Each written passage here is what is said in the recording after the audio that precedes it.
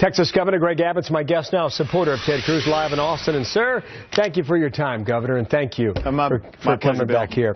Make your best case. What does Ted Cruz do in the next 13 days?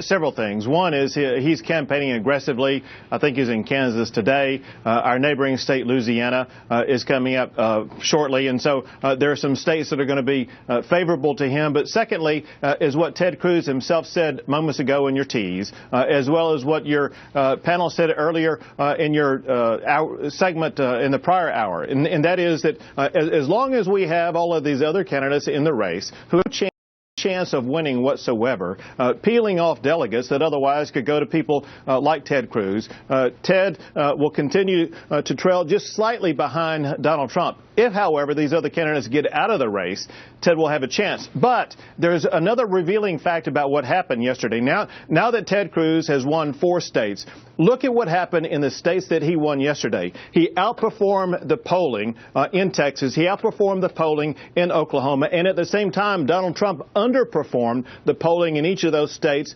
as well as Alaska. And so it shows that Ted is gaining ground as the campaign continues. Okay. All right. Now, let's drill down a little bit here, okay? Because, you know, John Kasich's not getting out. You know, Marco Rubio's not going anywhere, and on down the line here.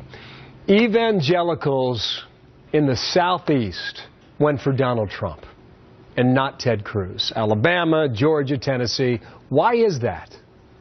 Well, Bill, that is changing. I realize that was the pattern early on. But if you look at the way they broke for the elections last night, here is what is beginning to happen, which paves the other pathway for Ted Cruz to be the president. And that is, now that the field has winnowed down, now that voters have a true choice between someone who is a rock-solid conservative, who has a proven record of fighting for religious liberties, of fighting for the evangelical-type vote, they will see there's a huge contrast between Ted Cruz and everybody else in the field. And I think that you will see the types of breaks that happened last night in favor of Ted Cruz continue to happen in his favor going forward. Let me just try the question a different way. Is his draw and attraction based more on geography? Because it's Texas, it's Oklahoma, strong performance in Arkansas. Is it more geography than religion for Ted Cruz? Right. First, you did make a great point. He came so close in Arkansas, he would have won Arkansas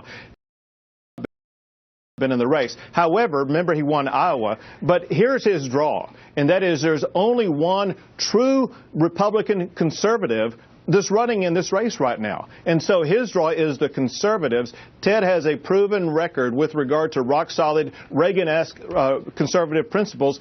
And I think that people in the Republican Party will gravitate toward him now in these closing days of the election. This isn't Mr. Potato Head, not to be flippant, but it's not like you can pick which hat and which arm and which leg to put on the potato.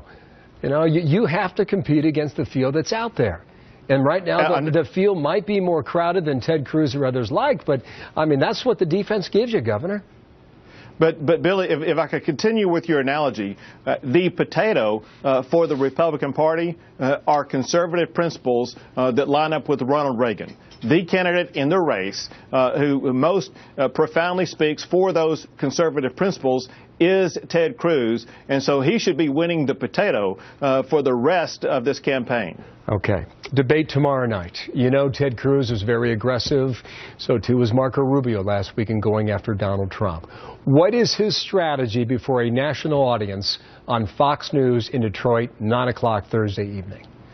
I think you will see somewhat of a replication of what you saw in the last debate, and that is both Marco Rubio and Ted Cruz going after Donald Trump. And think back of what you saw about Ted Cruz. What Ted Cruz went after Donald Trump on was the lack of any substance to his health care policy, the lack of any substance to what his answer is to the Obamacare law, the lack of any substance with regard to who he would appoint to the United States Supreme Court. We have this huge gaping vacancy because of Scalia's passing away.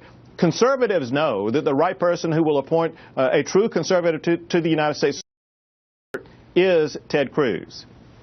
Governor, thank you for your time, and we'll see how it goes tomorrow night. I know you will be watching, and we have more time down the road to talk about potatoes. The analogy was apt, and thank you for playing along. Thank you, Governor. Good to see you in Austin. Thank you. You bet.